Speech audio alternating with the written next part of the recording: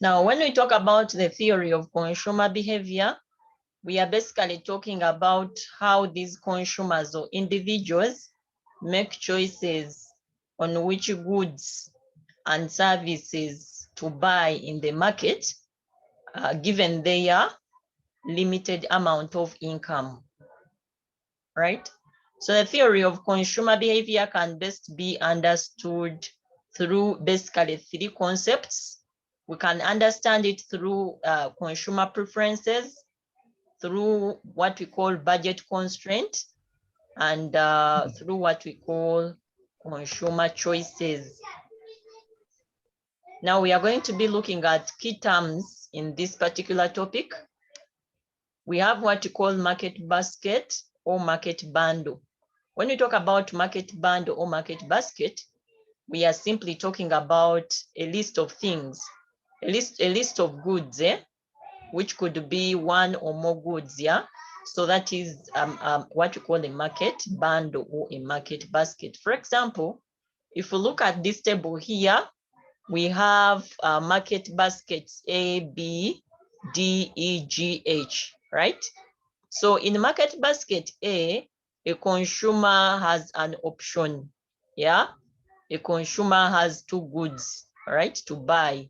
There is food and there is clothing.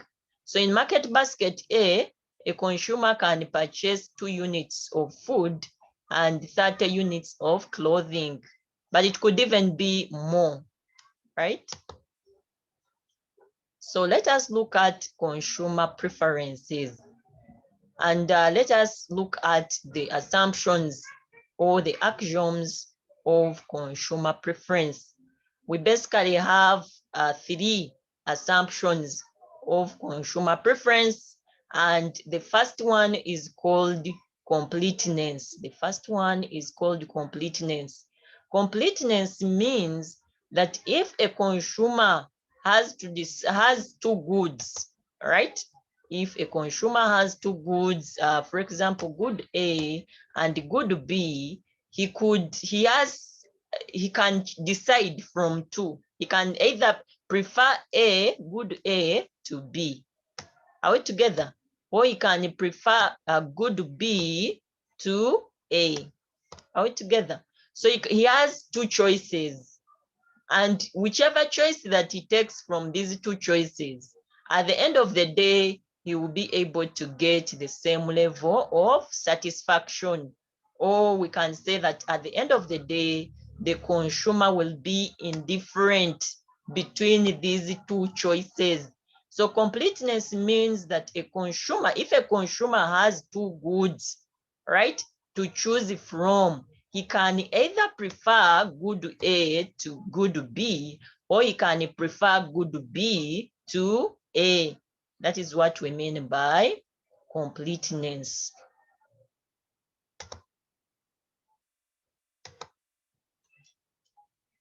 The second axiom or assumption of consumer preference is what we call transitivity.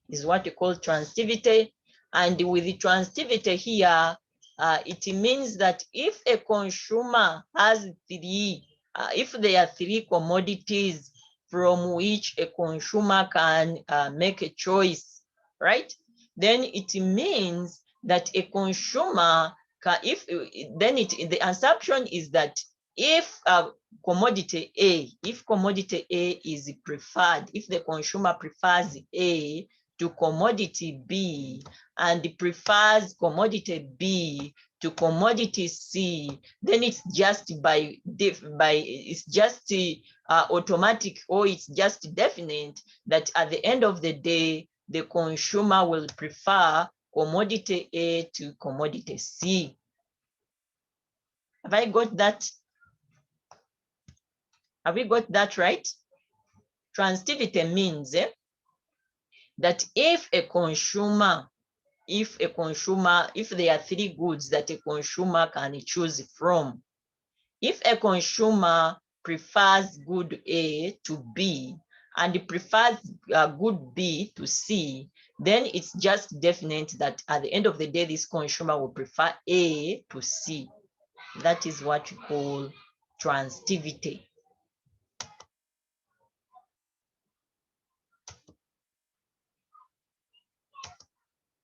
The third assumption of consumer preference is what we call monotonicity. Monotonicity. Monotonicity means that more is preferred to less. Monotonicity means that more is preferred to less. In other words, there is what we call non-satiety. Satiety means satisfaction, non-satisfaction. So with the monotonicity, for example, if there are two goods that are the same, and maybe they are having the same price, but one good slightly has more units, a few more units than in terms of quantities than the other, then the assumption of consumer preference is that this consumer will take the other good which has more units in terms of quantity. So that's what we mean by monotonicity.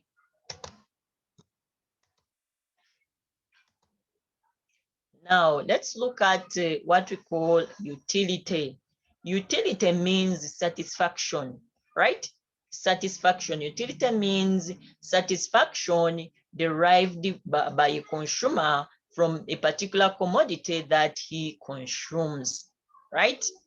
And the utility also can be defined as the want satisfying power of the commodity, the want satisfying power of a commodity.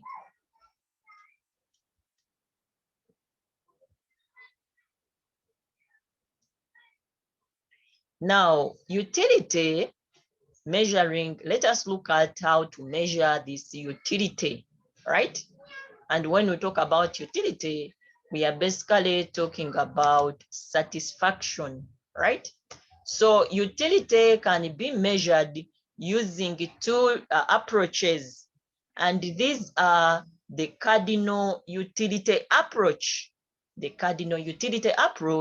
and the ordinal utility approach, right? So the cardinal utility approach, for it assumes that utility is measurable, whereas the ordinal utility approach assumes that utility is not measurable, but rather can be ranked in order of preference. It assumes that utility can be ranked in order. Ordinal comes from order. So it means that here the utility can be measured in order of preference. And with the ordinal utility approach, we use, it is also known as the indifference curve approach, because we basically use indifference curves to measure utility, like we are going to see later on. Now, the concept of utility was first introduced by Jevon. Jevon was an economist that first introduced the concept of utility in the 1800s. And according to him, it is utility that determines, that can be derived from a particular commodity that determines the demand of that commodity. Are we together? For example, we can say that the utility we attain from a cloth is that we can wear that cloth. And the utility we attain from a pen is that we can use that pen to write.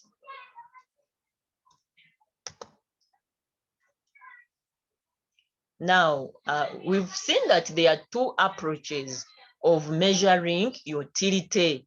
We have seen that there is the cardinal utility approach that assumes that utility is measurable. And number two, there is the ordinal utility approach that uses the indifference curves to measure utility. So let's first of all look at the cardinal utility approach. Cardinal numbers, cardinal numbers. So the cardinal comes from, for example, cardinal numbers, yeah? So cardinal means that utility can be measurable. So let's look at the assumptions of the cardinal utility approach. the assumptions of the cardinal utility approach. Now, the first assumption is rationality. The first assumption is rationality. And the rationality means that the consumer, that a rational consumer aims at maximizing his satisfaction with his limited income available or at his disposal. Rationality means a consumer aims at maximizing his satisfaction or her satisfaction at the given level of income at their disposal. The second assumption of cardinal utility approach is that it assumes that utility is measurable. Utility is measurable, and that utility can be measured in what we call utils. It assumes that utility is measurable and that utility is measured in units that are called utils. All right.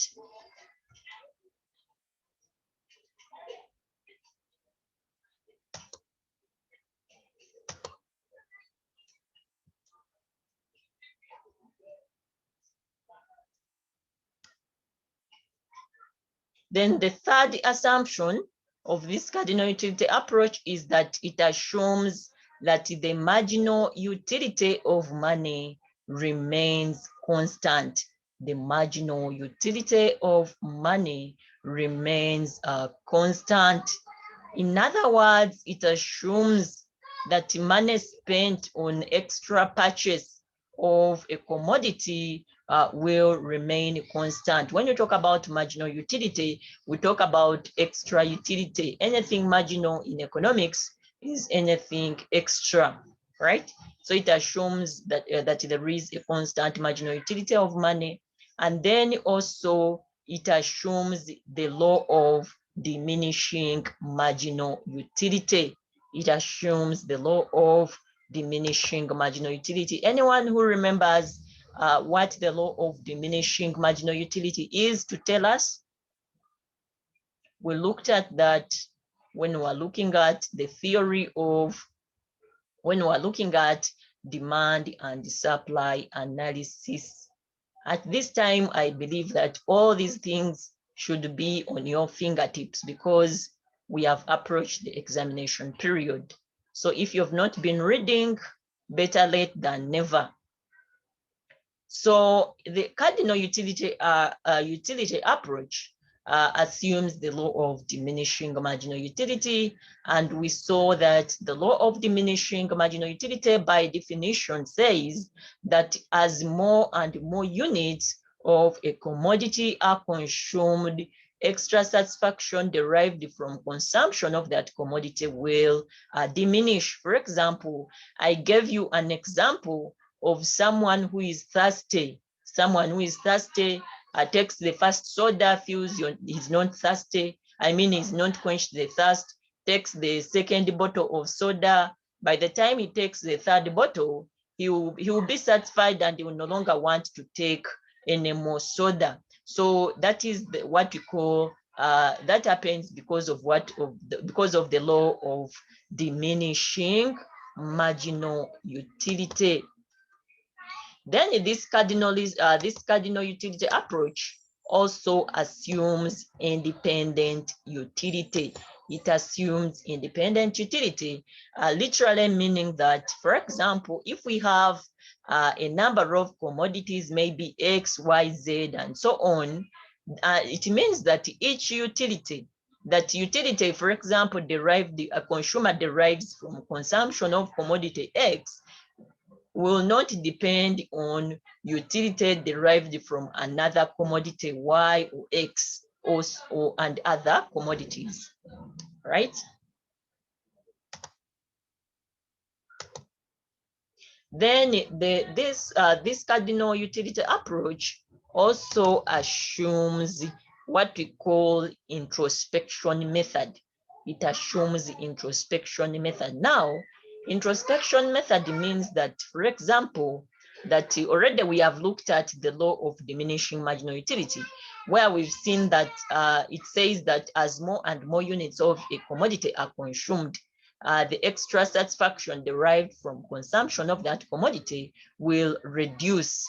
So it means here that with the introspection method, that sellers, for example, can read the minds, the sellers of a particular product, for example, can read the mind of a consumer or the mind of the buyer, right? In that, for example, if there is a particular commodity that is frequently purchased by a buyer, the seller will be able to read the mind of this buyer in a way that using the law of diminishing marginal utility, this seller will know that as more, the more times this buyer is coming to this shop to buy this particular commodity, as he continues to buy more and more, often comes to buy, then it means that in future, this consumer might not come back again because of the law of what? Of diminishing marginal utility. So that's what we mean by introspection method, right? So here the cardinalist utility school of thought assumes that utility is measured in utils, like we have already seen. Now let us look at what we call utility and money. You may be asking yourself that, what are these utils? And when I'm measuring utility, how do I measure these utils? Because utility means satisfaction. So with the marginal utility and money here, it means that when we are measuring this utility, we shall attach it to the money. We shall attach it to the money, to the amount of money that that particular good buys. Are we together? For example, if a particular good buys $4, we know that the marginal utility of that good is $4. So we equate the utility of a particular good, the utility of a particular good, we attach it to the money. That's how we measure this utility. That's how we measure this utility. Now, let us look at total utility versus marginal utility. Total utility versus marginal utility. We've already looked at anything marginal in economics is anything extra. When we talk about marginal utility, for example, we mean extra utility derived from consumption of an extra unit of a commodity. We mean extra utility or additional utility derived from consumption of an additional unit of a commodity. Now, total utility will be got by adding, summing up different marginal utilities that a consumer derives from the different goods that are consumed all together. So if, for example, the marginal utility that the consumer derives from, if the marginal utility, for example, if the marginal utility that the consumer derives from commodity X is 1, we are just assuming is 1, and the marginal utility that the consumer derives from consuming commodity Y is 2, then the total utility that is attained from consumption of both commodity Y and commodity X will be 1 plus 2, which gives us 3. That will be the total utility. So literally meaning that total utility is got by adding up, or summation. Summation means adding up.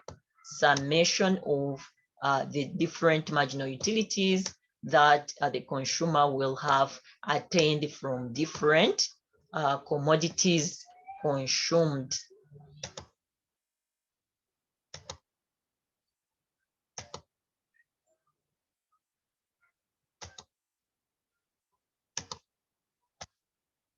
So having seen that we attach this utility to the amount of money to the amount of money or to the price of the commodity, let us look at how we calculate, how this cardinal utility approach calculates utility, how utility is calculated using the cardinal utility approach. Now, if we have, if a consumer, for example, is consuming ice cream, yeah, ice cream, and the Q stands for the number of ice cream cones, yeah, 1, 2, 3, and so on, yeah.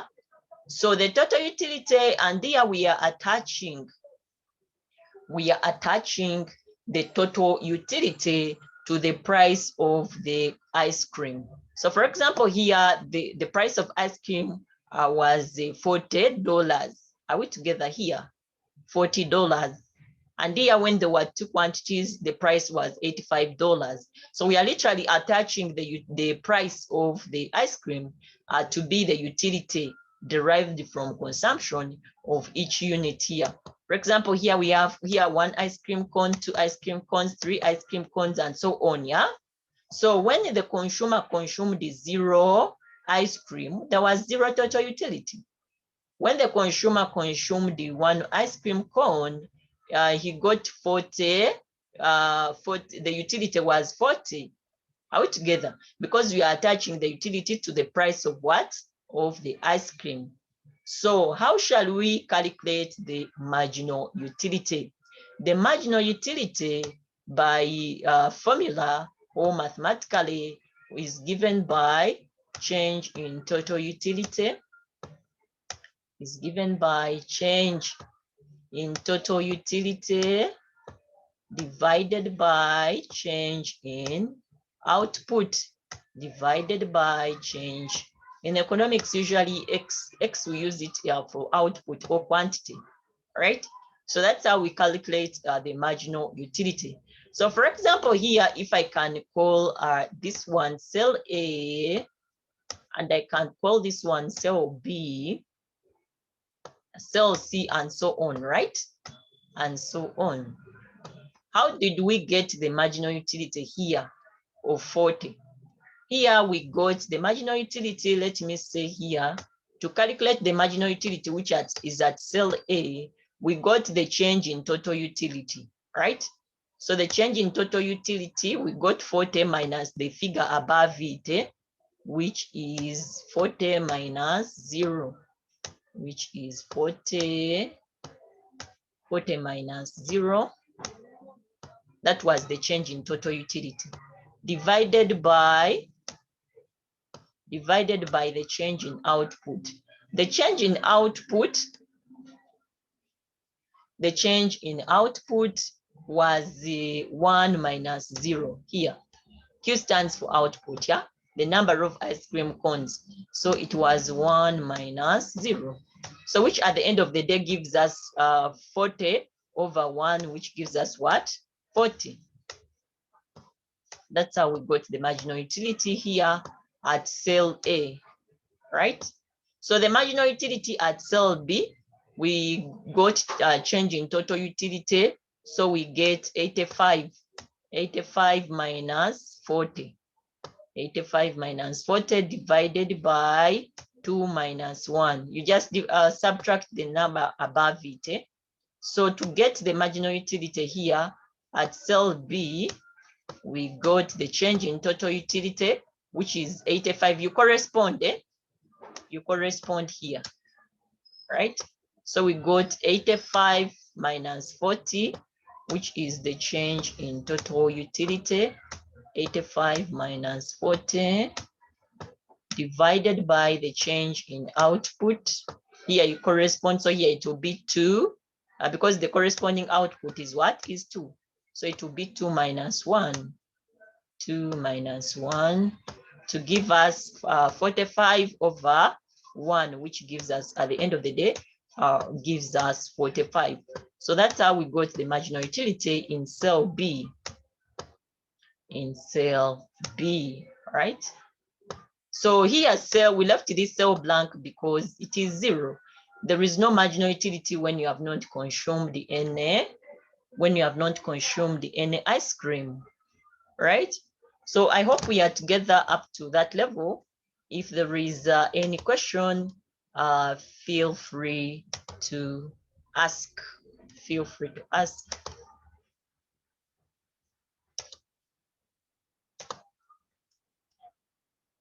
So when we plot these figures in this table, okay, what maybe I've forgotten to tell you is that we've seen that total utility. We have seen that total utility. Of course, you continue with that calculation along, and that's how you get all these figures. You continue with your calculations.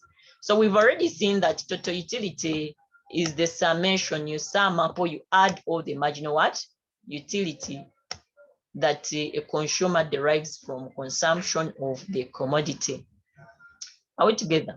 So at the end of the day, when we add up the total utility, when we add up all these figures here, we shall end up with 100. When we add up the marginal utility and we add up all these figures here, we shall end up with 145.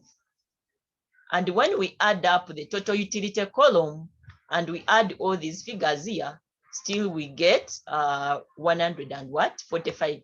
Literally meaning that total utility is the same as when we add up all these values. Total utility will be the same as adding up the marginal utility column, adding up all the values under the marginal utility column. That's what we mean, right?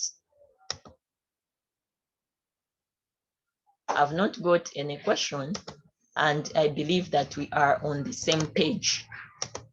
So when we plot, I believe all of us know how to plot. At least we've learned mathematics in our O level, right? For those of us who are Ugandans, and at least we know how to plot, right? At least we remember the X and what?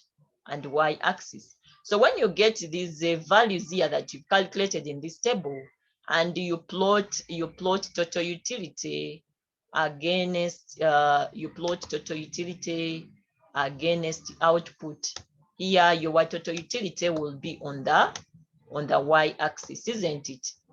It will be on the Y axis. And then output, you put it on the what? On the X axis. Yeah. So when you plot those values, at the end of the day, you will come up with that figure. And that curve here, that curve here will be the what you call the total utility curve, right? And when you plot, for example, marginal utility against the output, if your marginal utility is on the Y axis, and you also plot it against the output on the X axis, you come up with that curve, yeah, with that kind of curve, and that curve will be called the marginal utility curve, the marginal utility curve.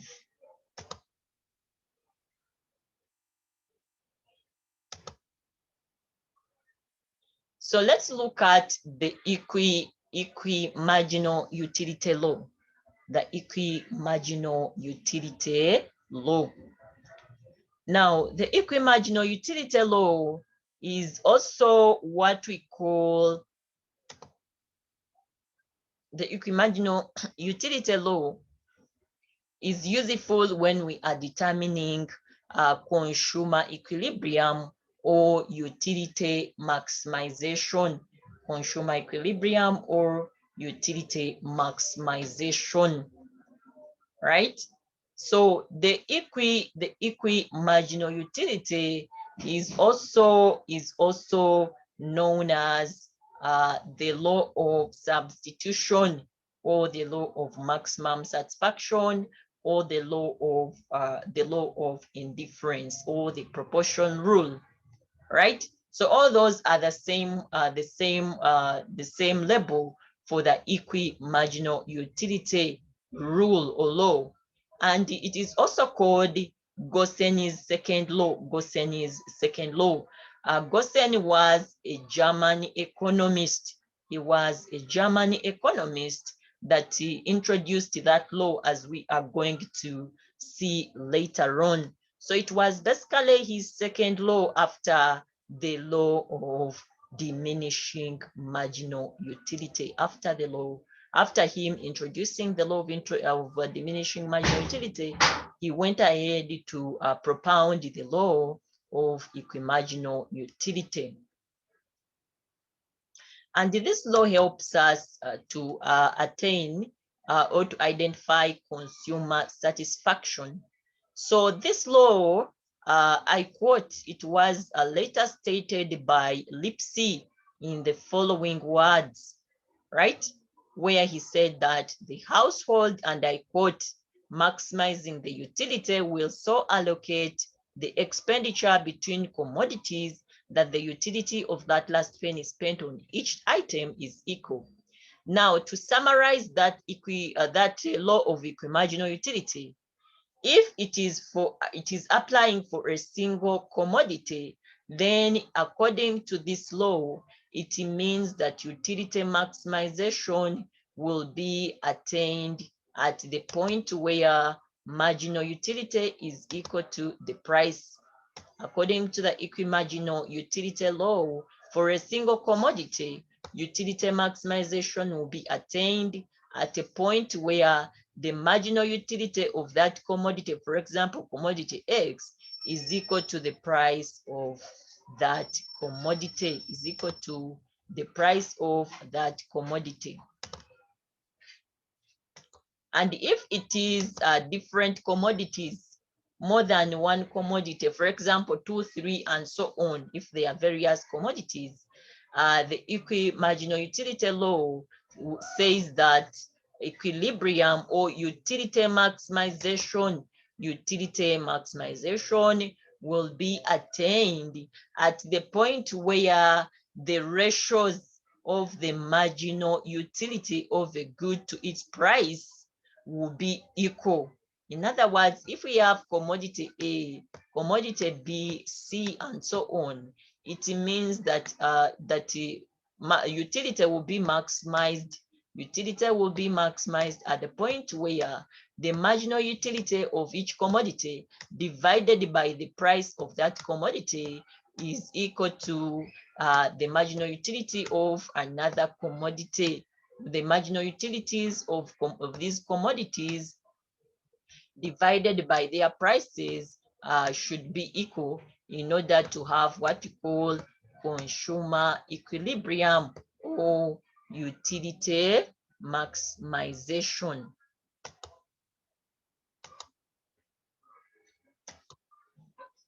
Now let's look at the limitations or the exceptions of the law of equimarginal utility. The exceptions or the limitations of the law of equimarginal utility is that when we have, it cannot apply, this law will not apply if there are changes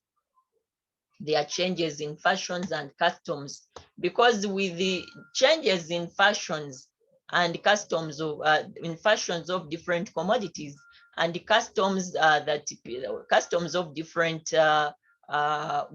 people from different walks of life, it makes them to have different preferences for different commodities. So we cannot say that marginal utilities divided by the price of different commodities should be equal.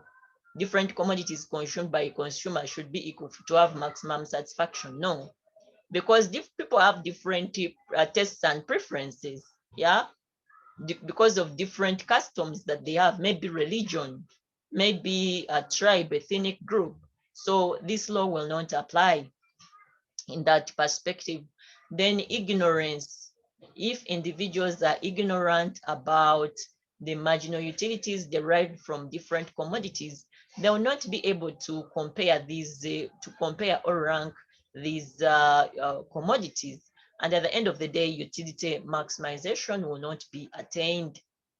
Then also, if there is indivisible units, this law will not apply if we have indivisible units. By indivisible units, we mean that, for example, if you went maybe to a shop or supermarket, right?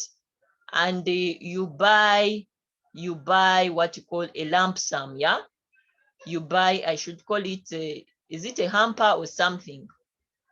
You buy, it is a package of things that are grouped, different things, different commodities that are packed in one pack, but they are charging you one block price. For example, if they are telling you 50,000, it will be 50,000, but when they have given you a set of different things, and they've not told you that each of these commodities is, they've not attached a price to each of those commodities, but they've just attached a price to the pack. So there it means that you cannot attach a price on each of those commodities in that pack or set of things. So that law will not be applicable. And then this law of equimarginal utility is not also applicable if a consumer or if an individual does not have a freedom of choice. For example, you find that for kids, yeah, or for children, they don't have choice. It is their parents who will be buying for them a particular good, maybe a dress. So they cannot compare different, even if they prefer the other cloth or toy, they will not have a choice because the parent is just deciding for him or her. So that law will not be applicable if an individual does not have freedom of choice.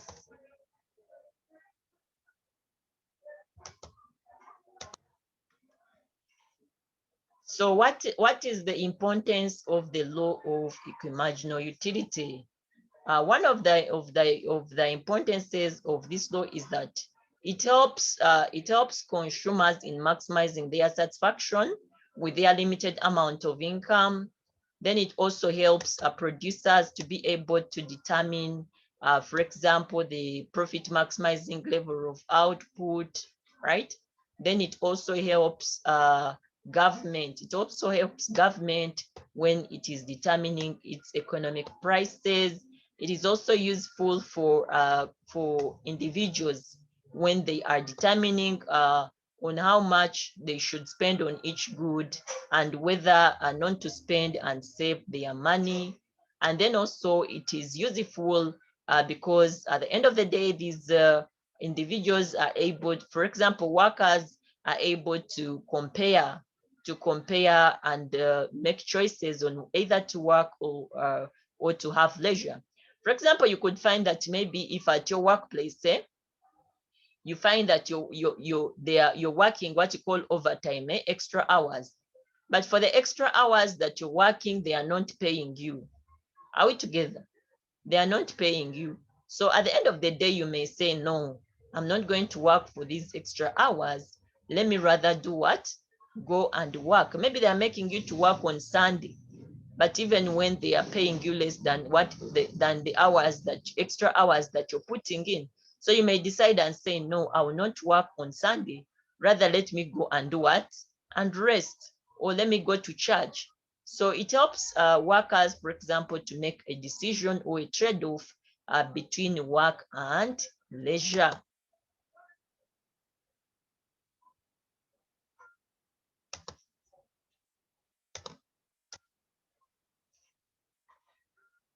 So I've not got any questions so far. I believe I hope we are on the same page.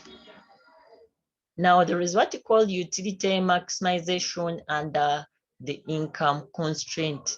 Utility maximization and the income constraint. So we are going to see what we call budget line. Budget line. Budget line. Maybe I'll explain this more when we come to a budget line.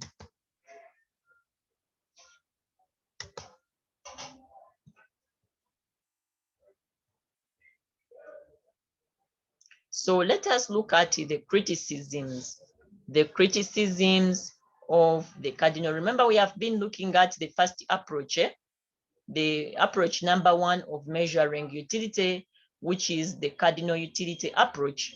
And it was the first approach to be introduced by the cardinalist school of thought. But however, this cardinal utility approach of measuring utility was criticized. It was criticized first by an Italian economist by the names of Pareto. By the names of Pareto, he was an Italian economist that first criticized the concept of cardinal utility, and he said that utility can never be measurable. Utility can never be measurable. I believe most of you in your mind, you were thinking, how can you measure utility? Yes, this approach was criticized, and the Pareto said that no, utility cannot be measured, but rather he provided an option. He provided an option or an advice, and he said that rather utility should be measured using a scale of preference. Utility should be measured using a scale of preference.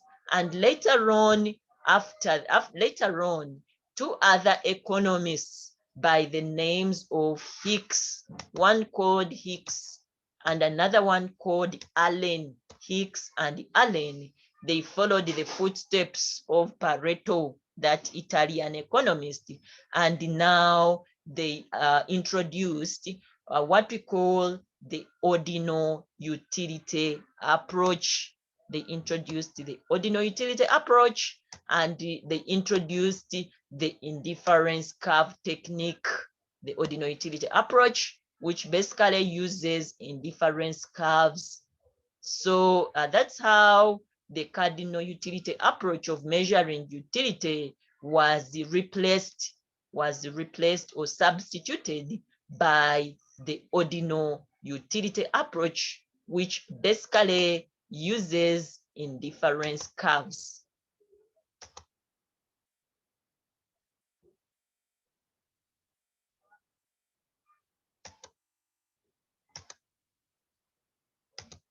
So let us look at indifference curves. What is an indifference curve? An indifference curve, by definition, is simply a locus of points. It is simply a locus of points of two commodities. For example, commodity X and commodity Y, that shows combinations of these two commodities which give the same level of satisfaction to the consumer. It is an indifference curve is a locus of points which shows the combination of two commodities, for example, X and Y, that yield the same level of satisfaction to the consumer. Are we together? So this is how an indifference curve looks like. These are two indifference curves, but this is how indifference curves look like. For example, here we have two commodities, quantity of Pepsi and quantity of pizza. They are two commodities. So an indifference curve will show combinations. It will show combinations of different commodities along the indifference curve. For example, C, B, and A. These are combinations under this indifference curve, which I can call indifference curve 1, indifference curve 1. And each combination gives, each point on the indifference curve gives a combination. It gives a combination of these two commodities that can be consumed. It gives a combination of two commodities. For example, here, if this is Pepsi, if I can call this one PS1, that is the amount of Pepsi that the consumer will be able to take. And here I can call this one pizza. So at that combination, for example, if here we have, let me say 4 units, maybe 4 bottles of what? Of soda. And here we have maybe 6 pizzas, 6 pieces of pizzas.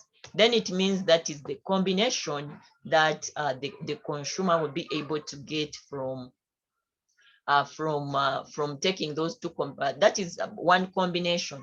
And then also maybe you can find that at that combination B, at that point, it gives, at point B, it gives two combinations here. Two combinations that a consumer can take, and a consumer can take. For example, here you could find here that maybe here it is 4. Here the consumer is taking 4 units of pizza, but here is taking what? Is taking 6 bottles of soda altogether. But at the end of the day, maybe when you multiply here, it will give you the same amount, the same 24, 24, yeah? So it means that at each point, he's getting the same level of satisfaction, whether it takes this combination of 4 bottles of Pepsi and the 6 pieces of pizza, or 4 pieces of pizza and 6 bottles of soda. You can find that at this combination, maybe this combination, maybe he's taking, let me see what.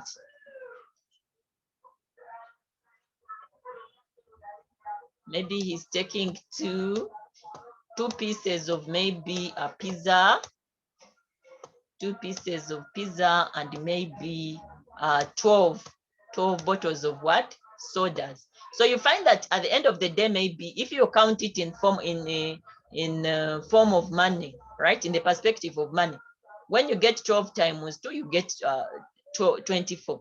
When you get 4 times 6, you get 24. When you get this 4 times 6 here, you get 24.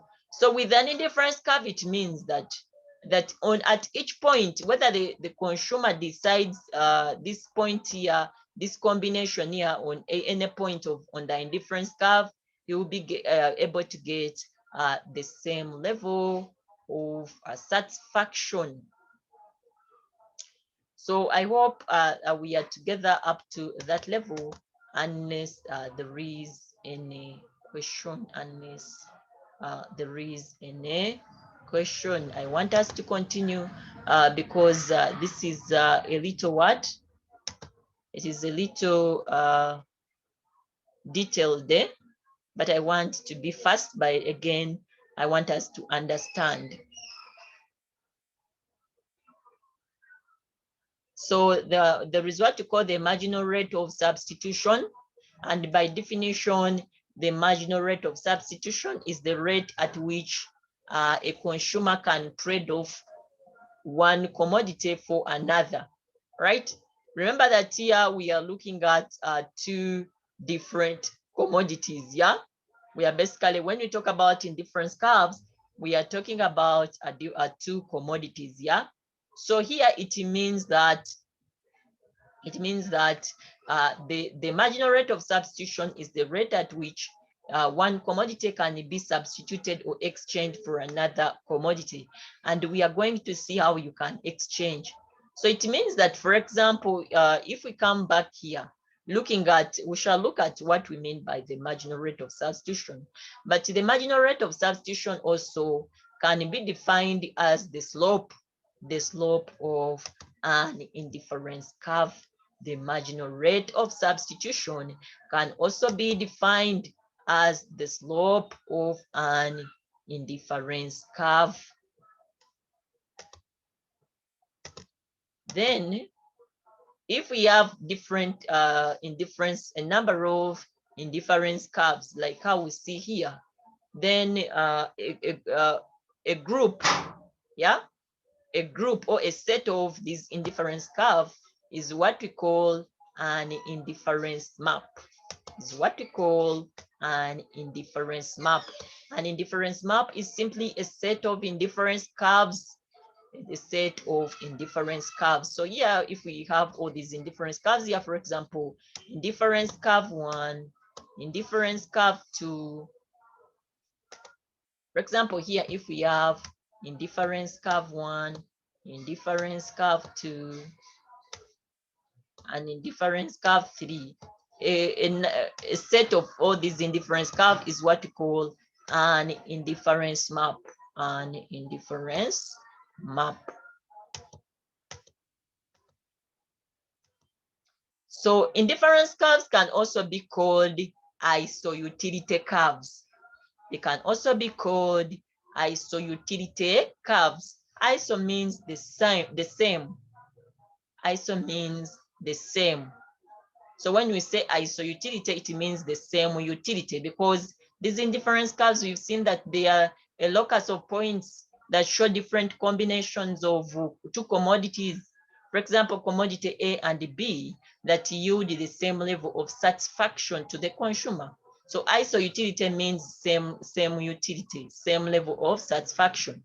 So indifference curves can also be called ISO utility curves. So let us look at the properties of indifference curves. The properties of indifference curves is that indifference curves, higher indifference curves are preferred to lower indifference curves. Higher indifference curves are preferred to lower indifference curves. Why? Because higher indifference curves show higher level of satisfaction. Yeah. For example, if we have indifference, if we have these indifference curves here, and we have indifference, this indifference curve here, indifference curve 1, indifference curve 2, indifference curve 3, it means that indifference curve 3 is preferred to indifference curve 2, and indifference curve 2 is preferred to indifference curve 1, because the higher the indifference curve, the higher the level of satisfaction. So higher indifference curves lead to higher, yield the higher level of satisfaction or utility. So it means that higher indifference curves are preferred to lower indifference curves. Indifference curves are downward sloping, or they have a negative slope. That is a negative slope for indifference curves. Then indifference curves, they do not cross. They do not cross. If you find indifference curves that are crossing, that is a violation. That is a total violation of the properties of indifference curves. Indifference curves are convex to the origin. That shape that they have there is a convex shape, so they are convex to the origin.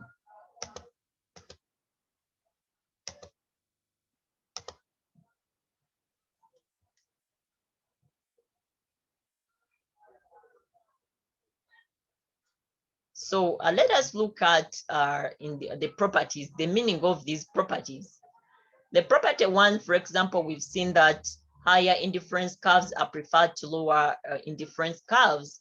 So I've already explained that it means here that remember, we saw the axioms of consumer preference, where we looked at monotonicity, and we saw that monotonicity means that more is preferred to less. So literally that assumption there means that it is actually explaining that assumption of consumer preference, which is called monotonicity, that more is preferred to less, right?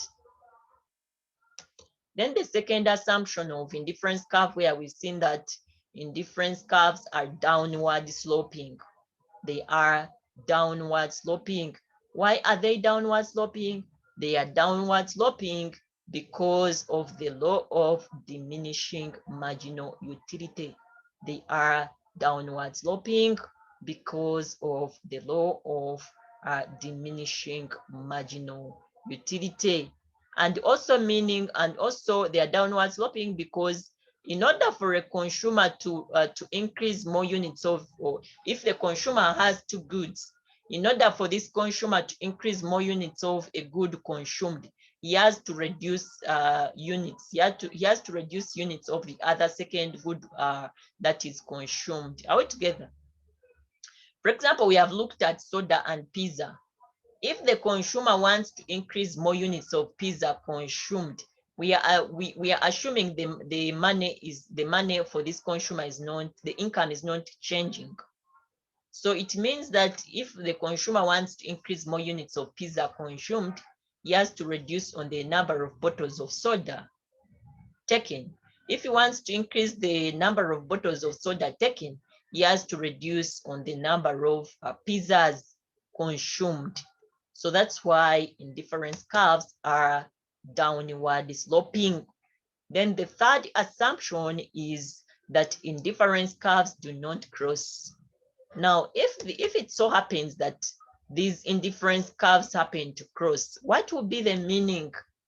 For example, if this is indifference curve 1, if this is indifference curve 1 and this is indifference curve 2, this is indifference curve 2, if they do intersect, for example, if we have these points, these combinations here, right? A combination A and combination B, they are on the same indifference curve, which is indifference curve what? Indifference curve 2.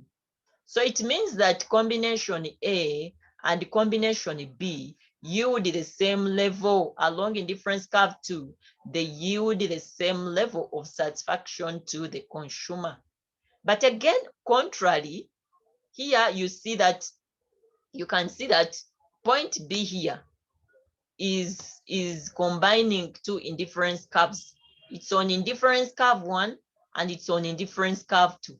So it means that as well, that the point B and the point C, combination B and combination C are indifferent. In other words, combination B and combination C, they give the same level of satisfaction to the consumer. And it also means combination B and combination A, they yield the same level of satisfaction to the consumer. So here it is a contradiction. It is a contradiction, right? So if the indifference curves happen to cross, it will be a violation there. It is a violation of the properties of indifference curves. Then indifference curves, they are bowed out. They are they are bowed inwards. They are concave. They are concave. They have a concave shape. A convex shape. Now, them being bowed inwards, it means that here, that like I've already said, that the marginal rate of substitution, like we've already seen that the marginal rate of substitution is the rate at which one commodity can be traded off for another or can be exchanged for another. So for example, if the consumer wants to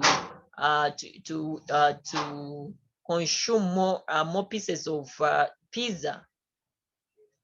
For example, if a consumer was at this point here, let me call it point C. That was the combination where he's taking maybe 14 bottles of soda and 2 pieces of pizza, right? So if this consumer wants to increase more the number of pizzas consumed from 2 to 3, it means that he has to move up to this combination here, which is combination what? Combination A. But then as he consumes more pieces of pizza, it means if he has moved downwards, he has to reduce the number of bottles of what? Of soda. So at the end of the day, the difference between, in other words, the marginal rate of substitution, in other words, the marginal rate of substitution mathematically is given by the change, right? For example, if this is y, right, and this is the x-axis, so it will be given by the change in the y-axis, that commodity on the y-axis, divided by the change in that commodity on the what? On the x-axis, right? So here it means that the consumer took one more piece of pizza, but reduced had reduced the bottles of soda by 6. So there it means that the change in soda, well, he reduced the sodas by 6, right? Divided by, increased the what? The pizzas by 1. So the marginal rate of substitution is giving us 6. That is the marginal rate of substitution.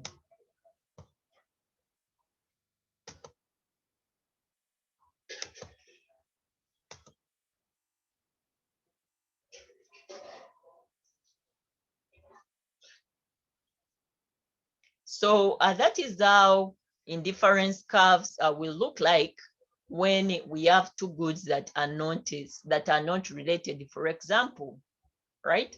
That are not related. Now, for example, if we have substitute goods, substitute goods. I believe we know substitute good.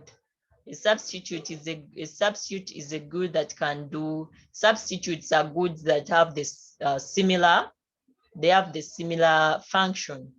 For example, if we look at Pepsi and Coke, those are beverages and they are what? They're substitutes.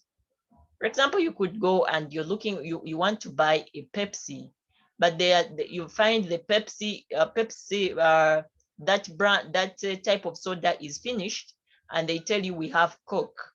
So you substitute Pepsi for Coke and instead take Coke, right?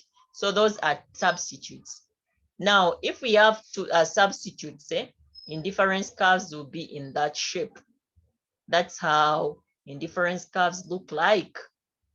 That's how indifference curve look like, because at the end of the day, the marginal rate of substitution will be the same for these indifference curves, for these two commodities. So if we have perfect substitutes, that's how indifference curves will look like.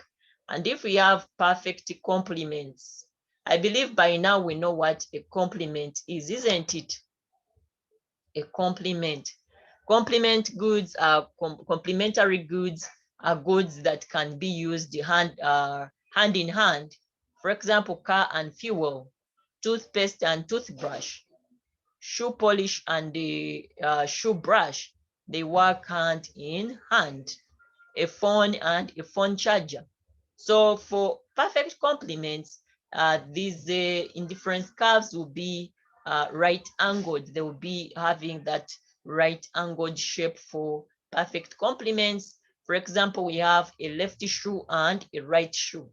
All together, a lefty shoe and a right shoe. You cannot go to a shop and only buy lefty shoes and leave out the right shoe. You will have to buy, if you're buying a pair, you'll have to buy a lefty shoe and a right shoe. So that's how indifference curves for perfect complements look like. Then let's look at the budget line. The budget line. The budget line, by definition, is a locus of points. Is a locus of points that shows different combinations.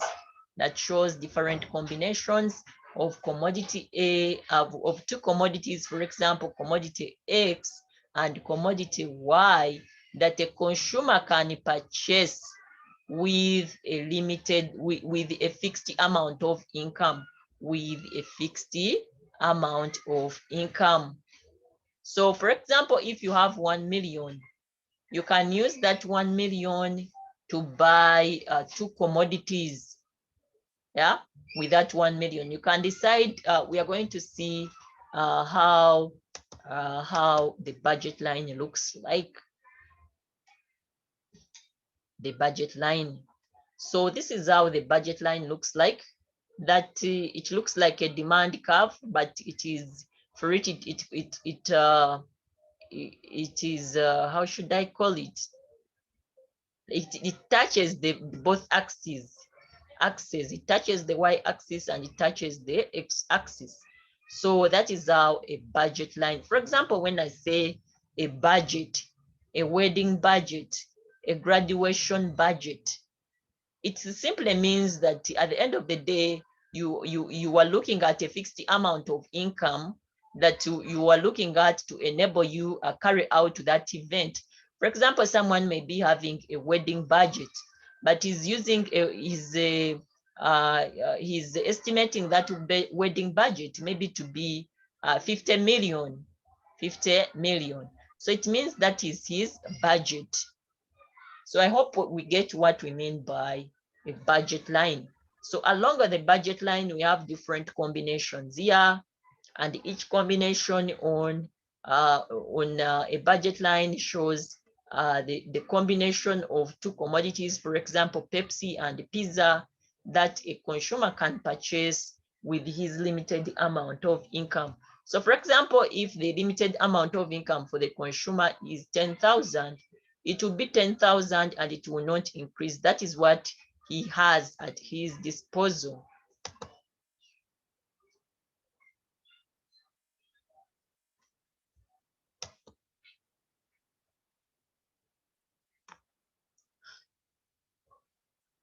All right. So utility is maximized at the point where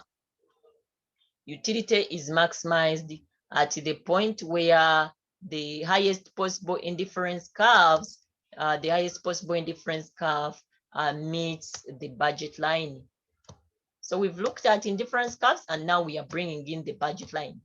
So at the point where the highest possible indifference curve meets the budget line, right? This is the budget line. That purple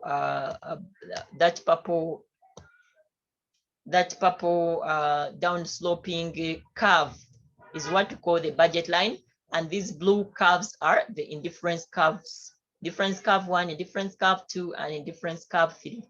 So they are at the point of intersection between the highest possible indifference curve and the budget line would be the point of the optimum point, or the point of equilibrium, or the point where utility will be maximized, the point where we have utility maximization, or what we call consumer equilibrium. Now, someone may be asking, Madam, why are you saying that that indifference curve 2 is the highest possible indifference curve? Why not indifference curve 3? Why not indifference curve 3 to be the highest possible indifference curve? Remember, we have seen that what you should know is that we have seen that one of the properties of indifference curves is that higher indifference curves are preferred, isn't it? But now the budget line is making indifference curve 2 to be your highest possible indifference curve, because at indifference combination A on indifference curve 3 is preferred. It is preferred, isn't it? Because we've seen that that higher indifference curves are preferred. They are preferred to what? To lower indifference curve. That combination A, which is along indifference curve 1, is preferred. But again, it is not attainable, but it is preferred, but not attainable. It is preferred, but not, this combination A here is what we are talking about. Is preferred, but not attainable. Is preferred, but not attainable. Preferred, but not attainable.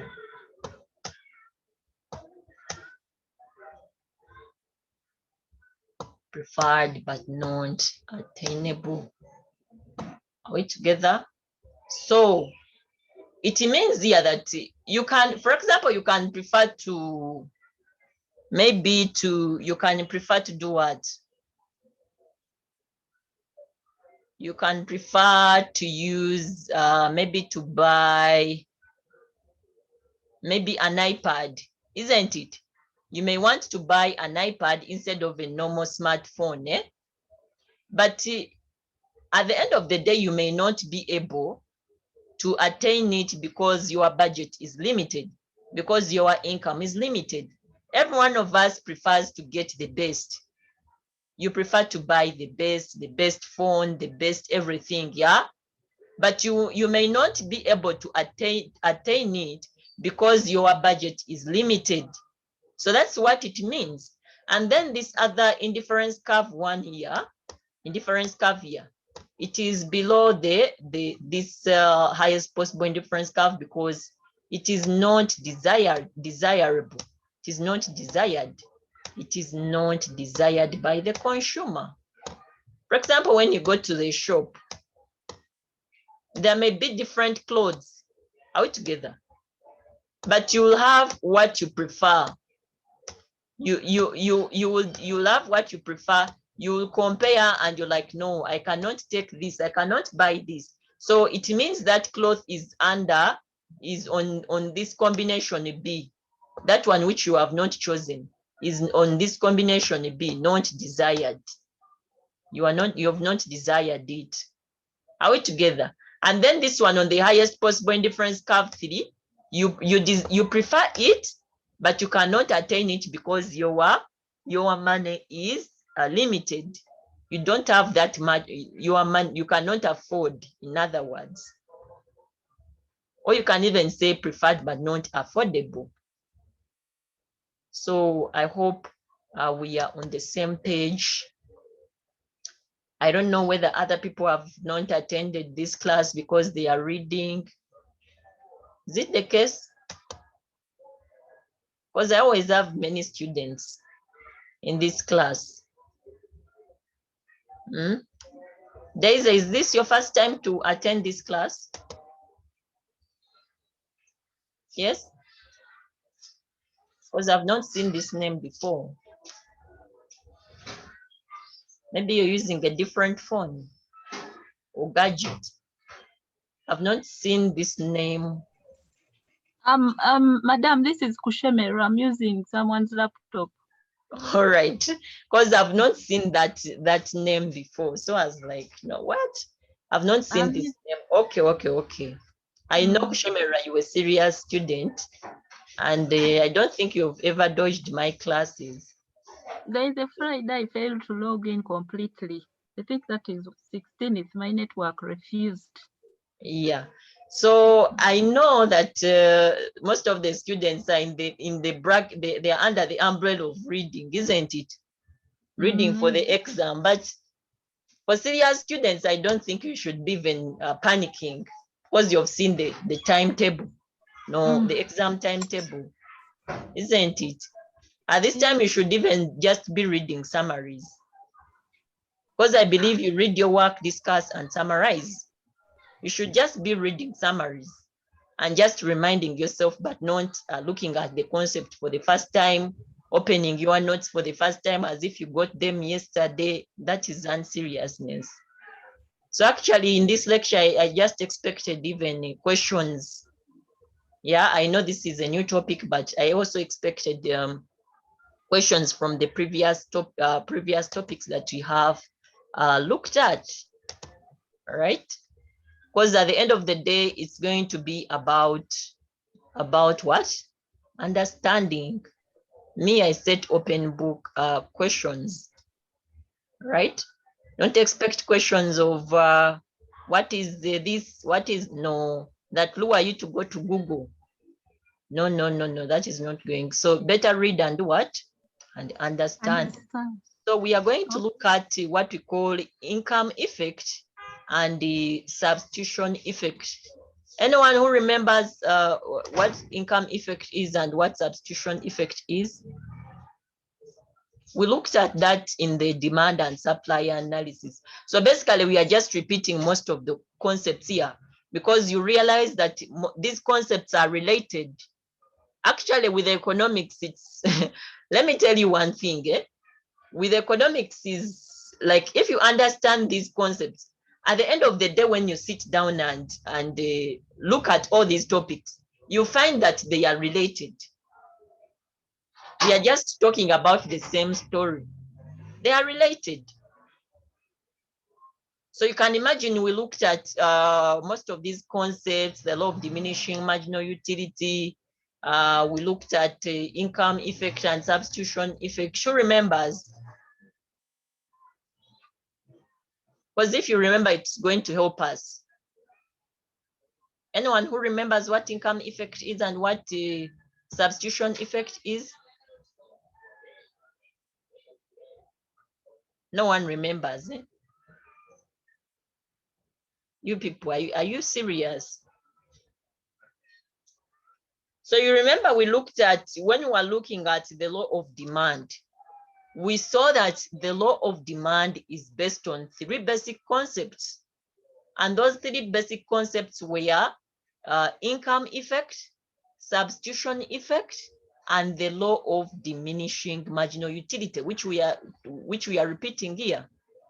And we saw, I've already talked about, we've already looked at the law of diminishing marginal utility over and over, which I'm not going to repeat. But with the income effect, just for your recap, just to remind you, we saw that with the income effect, it means that if the price of a commodity increases, I mean, if the price of a commodity, for example, reduces, are you getting? If the price of a commodity reduces, then it means that the real purchasing power of the consumer increases. Have we got that? Income effect means that if the price of a commodity reduces, the real purchasing power of a commodity increases. And on the other side also, if the price of a commodity increases, the real purchasing power of the consumer reduces. For example, if a soda was 1,000, a bottle of soda was 1,000, but then you wake up the following morning and they have reduced the price of that bottle of soda to 500, isn't it? To 500 shillings, 500 Ugandan shillings. It means that your real purchasing power has increased as a result of the reduction of that price of that soda. So initially, you were buying one bottle of soda at 1,000 shillings. But because the price has reduced it to 500 shillings a bottle, it means that your real purchasing power has increased in a way that you can now buy 2 sodas at 1,000 shillings. Are you getting? So it's not your income that would have increased directly, but the real purchasing power, you're able to buy more quantities of that good because its price has reduced. That is what we call income effect. Now, substitution effect. What does substitution effect mean? Substitution effect means that if we have two goods, that are substitute, you give me any example of a substitute good that you know. A substitute good. Colgate and Close Up. Because that's what I gave. Okay. Okay, let's say Colgate and what? And Close Up. These are toothpastes. Although some people now call everything Colgate, isn't it? But some people just crammed everything, even if it's Close Up, they call it Colgate. They've just taken Colgate to be like toothpaste, eh? But Colgate is just one, should I call it brand name or company name? I don't know. It's one type of toothpaste. Like, let me say Colgate and Delident. Eh? There, I think you'll be able to do what? To distinguish Colgate and Delident. Colgate and Delident. So let's assume that the price substitution effect means that if the price of, let me say, Colgate, if initially they were all the same, if they were all the same price, let me say 2,000 shillings, isn't it? 2,000 each. They were initially the same. But then you wake up maybe one morning and they have the price of Colgate, let me say, has increased. The price of Colgate now has increased to, let me say, 2,500. 2,500 Ugandan shillings, right? But the price of Delident has remained at 2,000. Under normal circumstances, yeah, using the law of demand, keeping other factors constant according to the law of demand, people will demand more of what? Of course, people will demand more of Delident, because even if the price has not changed, it has remained the same. When you compare it with Colgate, it looks cheaper. Delident looks cheaper. It's actually cheaper. So it means that when the price of one substitute good, for example, Colgate, increases, the price of the other substitute good not changing, remaining the same, people will buy more quantities of Delident here than Colgate. So that's what we call substitution effect. I hope we are getting. That was just a reminder because we've seen these concepts. We looked at these concepts. If you can go there, maybe if you're reading for your exams, you realize that we looked at those concepts. So I want us to look at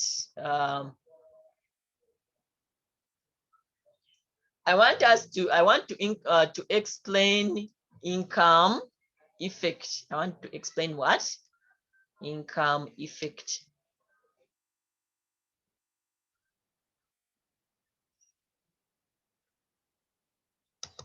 Now, income effect, remember we've seen what income effect means, isn't it? The price of a good reducing and the real purchasing power of a consumer increasing. So with the income effect, we assume that initially, like that example I've given you, when the price of soda was 1,000, yeah, that was the budget line of the consumer, right? So when the price of that soda reduced, the real purchasing power increases. So the real purchasing power is equated to increase in income, because when there is increase in income, when the income of a consumer increases, the budget line shifts to the right, yeah? The budget line shifts to the right, or what you call rightwards. For example, if this was budget line 1 and this is budget line 2, so when the income of a consumer increases, the budget line does what? Increases from line 1 to budget line 2. We assume that if the consumer was initially at budget line 2 and the income reduced, the budget line will shift inwards or will shift to the left. So for example, this is commodity X, right? There we are assuming for a particular commodity, yeah? So if we have two commodities, X and Y, and we are using the other income effect, then it means that with a reduction in the price of that commodity, the real purchasing power of a consumer increases. So the consumer can now buy more units of what? Of X, can buy more units of commodity Y. Are we together? So that's what we call income effect. That's what we call income effect. But even in reality, even if it's not income effect, when your income increases, yeah, maybe they've increased your pocket money, then still when we are illustrating it graphically, we shall show that the budget line shifts to the right. Or when your income decreases, we shall show that the budget line will do what? Will shift inwards or to the left. So that is all about the income effect. Now let us go to what we call the substitution effect to illustrate it. The substitution effect to illustrate it graphically. Now this is how the substitution effect is explained graphically. Now if we have two goods, right? If we have two goods, good X and good Y. For example, maybe Pepsi and what? Pepsi and pizza, like we've already seen, eh? Pepsi, let me call it X and Y, Pepsi and pizza. Now, if this is the initial, that was the initial what? Budget line. Because the budget line shows the amount of what? The different combinations that a consumer can purchase using that fixed amount of income, which is not changing, right?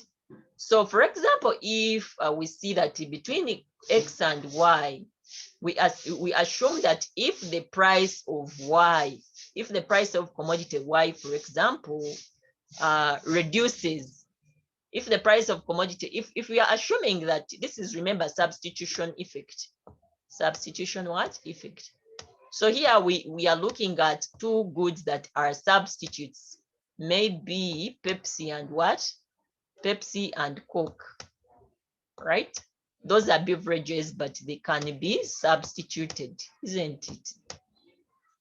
So if we are looking at Pepsi and Coke, and the price of Coke reduces, let us assume initially they were all, a bottle was 1,000, all of them, the bottle was what? 1,000, isn't it, each? But now you wake up one morning and the price of Coke has reduced maybe to 800, right? To 800 Ugandan shillings. I'm afraid this pen is not writing. To 800 Ugandan shillings, isn't it? But the price of Pepsi has remained at what? 1,000. Of course, according to the law of demand, people are going to buy more of what? Of Coke, isn't it? More quantities of Coke are going to be purchased. So let me assume that here the consumer, let me assume here that initially the consumer was buying maybe 4 units, maybe 4 bottles. Are we together? 4 bottles of what? Of Coke. So it means that because the price of Coke has increased, this consumer is going to buy more bottles of what?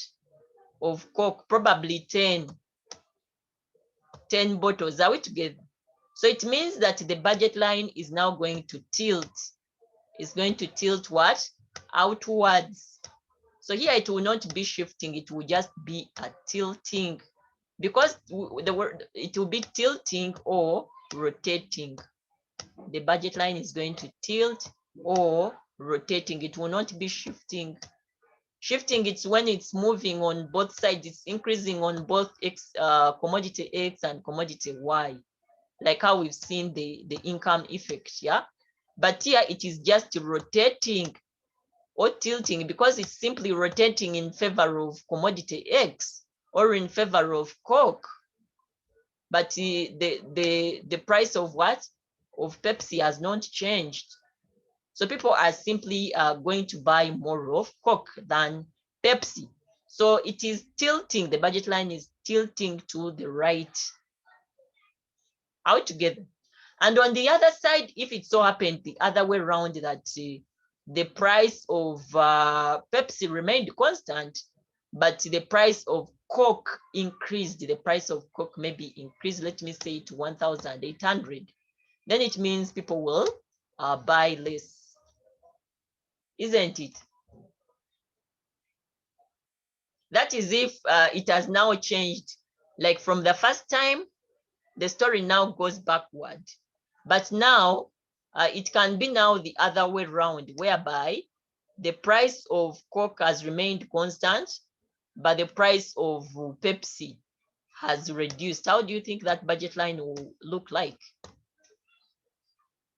If it's the other way around now, if the price of Coke remains constant, but the price of Pepsi reduces. If the price of Coke remains constant, but the price of Pepsi reduces, how do you think that budget line is going to look like? I'm afraid this pencil is not writing. And if it's not writing, that will be your homework, maybe. So if it happens the other way around, you should be thinking along those lines. If it was the other way around, the price of Coke remained constant, but the price of Pepsi. So I think this pen has just refused to write by coincidence, because this should be a take home. So it will be like, oh, it has refused. So that's your homework, right? So think along those lines, where the price of Coke remains constant, but the price of Pepsi reduces. Of course, people will buy more of Pepsi. People will buy more units of Pepsi. So think along those lines, how that diagram will be, or that curve will be, right? So now we are going now to combine both the substitution effect and income effect. We are going to now combine. All right, so this pen has worked again. The other way around, it will be like this. If this is Pepsi, and then this is Coke,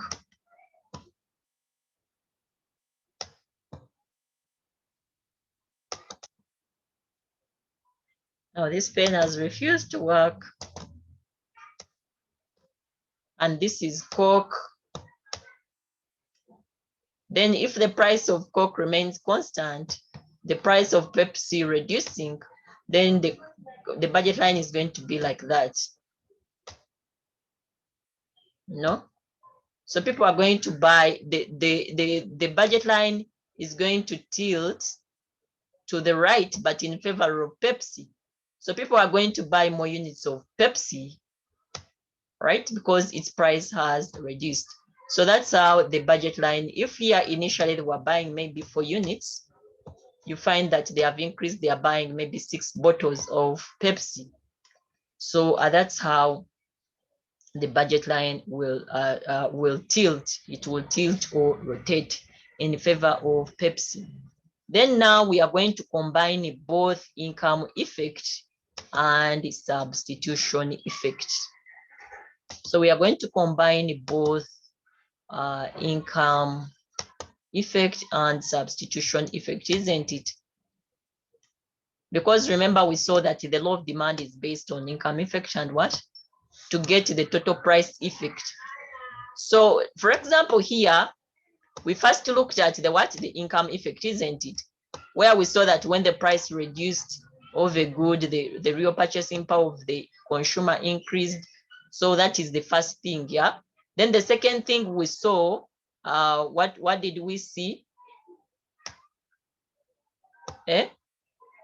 We saw that when the substitution effect, when the price of, for example, X, so let me use this same diagram.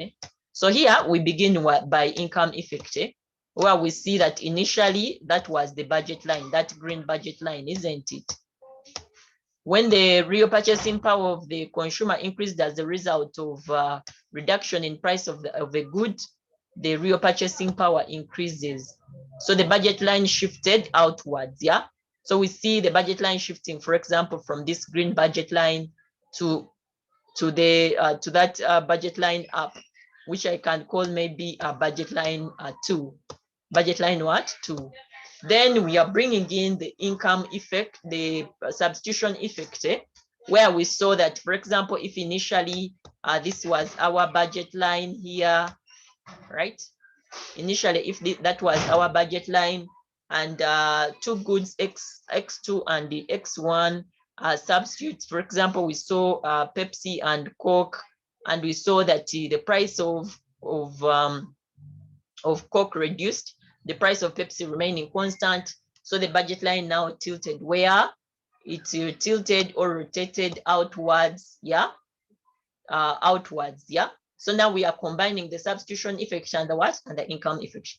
But remember that as on each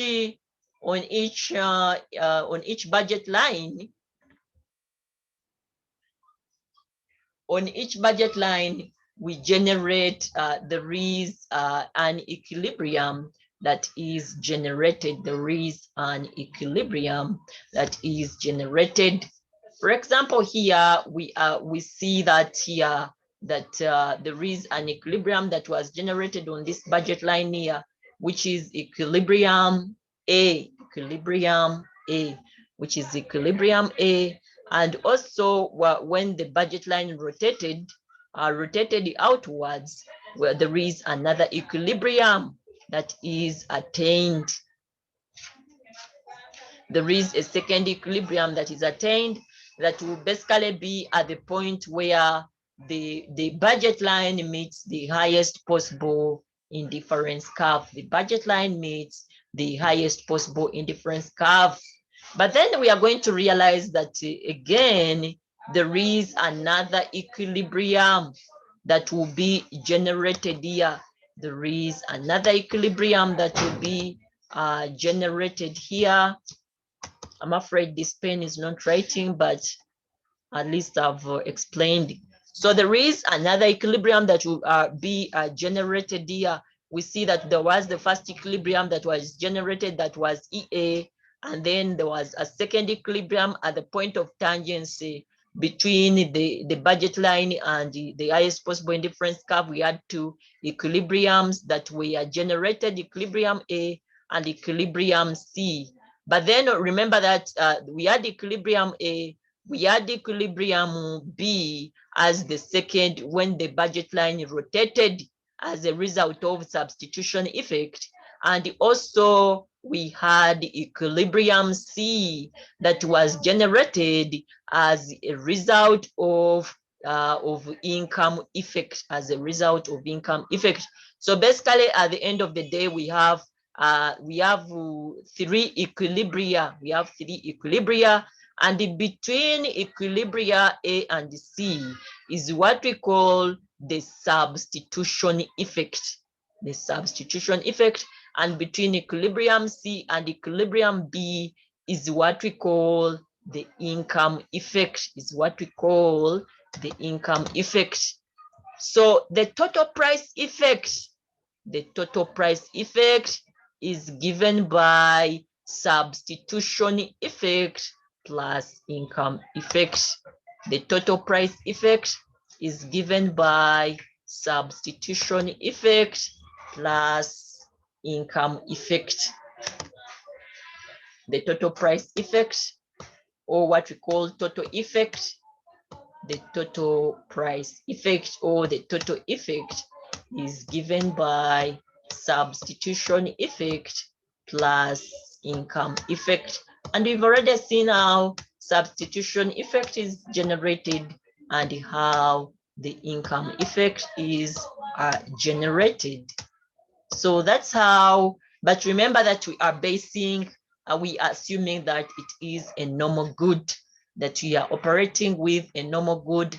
And even remember that with the law of demand, we assume that the good is a normal good. So basically, at the look of this curve, you may see that as if it is complicated, yeah, if you're looking at it at the first time. But I've explained the concept, how we got there. Remember that we first looked at the income effect, where you see that the budget line here is shifting outwards there. And then also you are seeing the other element of the budget line tilting or rotating. But then at the end of the day, we are having three different equilibria that are generated. We're having equilibria A, equilibria D, and equilibria B, right? And the distance from A to B is the substitution effect. The distance from D to B is the income effect. And when we add both all distances from A plus AD plus DB, or A plus B, we shall be getting the total price effect. So total effect or total price effect is given by substitution effect plus income effect. So I hope we are together up to that level. If there is any question, feel free to ask. Feel free to ask if there is anything that is unclear. Now, there is what you call the price consumption curve. The price consumption curve. Now, we've already looked at the substitution effect, where we've seen that, for example, for the first time, if we are looking at those two goods, Pepsi and Coke, and for the first time, the first instance, the first scenario, the price of Coke reduced, the budget line will tilt or rotate outwards. And if the price of Coke continues to reduce, the budget line will continue to tilt outwards, and so on and so forth. So whenever it tilts outwards, it will create a new equilibrium. And of course, at that equilibrium will be a point of intersection between this indifference, this budget line and the highest possible indifference curve. So when we join those different equilibria, we get what we call the price consumption curve. We get what we call the price consumption curve.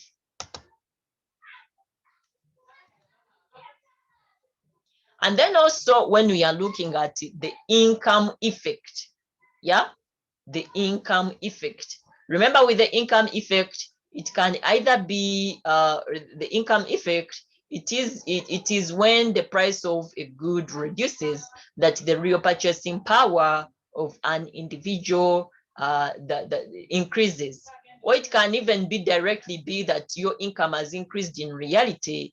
Also, when your income increases in reality, also this will be portrayed as the budget line shifting outwards. So when your income increases the first time, the budget line shifts outwards the first time. When your income increases to increase, the budget line continues to shift outwards. And whenever it shifts, it creates a new equilibrium. It creates a new equilibrium, and those points of the equilibrium, when you join them, you get a line, and that line there will be what we call the income consumption curve. The income consumption curve. So that line there that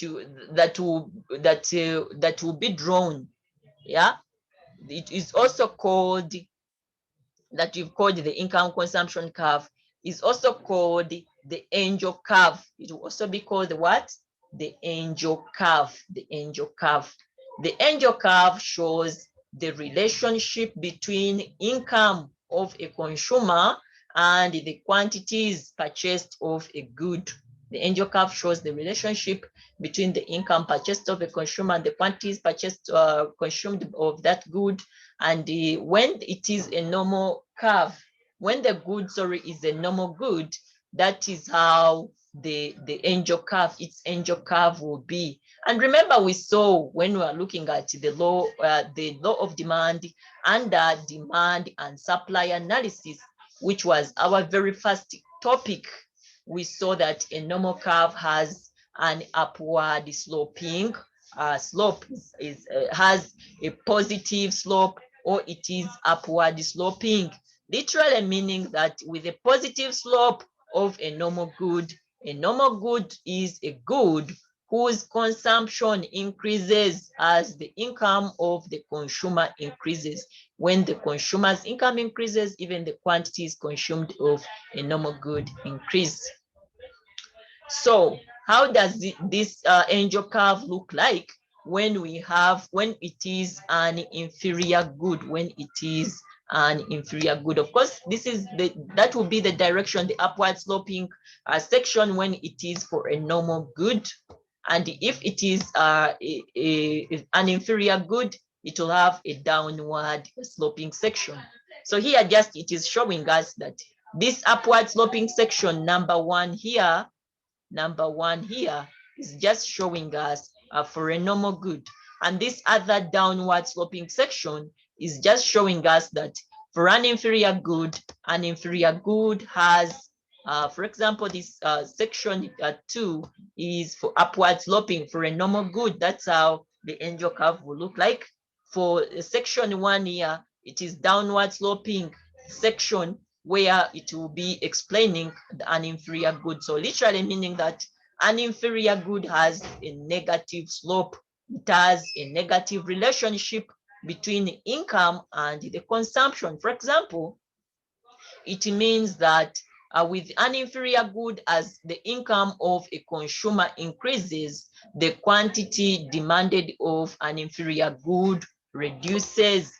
For an inferior good, it means that as the income of a consumer increases, the quantity consumed of that good reduces. For example, if you have previously been taking posho, if previously you have been taking posho, you've been taking posho maybe at school, and then your pocket money is increased. They increase your pocket money. You will stop buying posho, and then you buy maybe better food. Yeah, you begin now going to the restaurant and buying maybe matoke and meat. So there it means that because your income has increased, posho has become an inferior good to you. Have we got that? Although inferior goods differ according to people, what is inferior to me might not be inferior to you, right? Because people have different tastes and preferences. Posho might be inferior to Ugandans here, because for us, we know that posho is for prisoners and what? And school-going children. But posho, go to countries like Kenya, for them, they call it ugali and it is the best for them, right? So posho might be inferior to Ugandans, but it is not inferior to, it is actually the favorite to, a favorite delicacy to the Kenyans. So inferior goods, what is inferior to me might not be inferior to another person. So I cannot even begin deceiving you and telling you that hook or crook, this particular kind of good should be an inferior good. No, it depends on someone's taste and preference. So I want to call it a semester unless there is any question concerning what you have covered so far in this semester. Any question?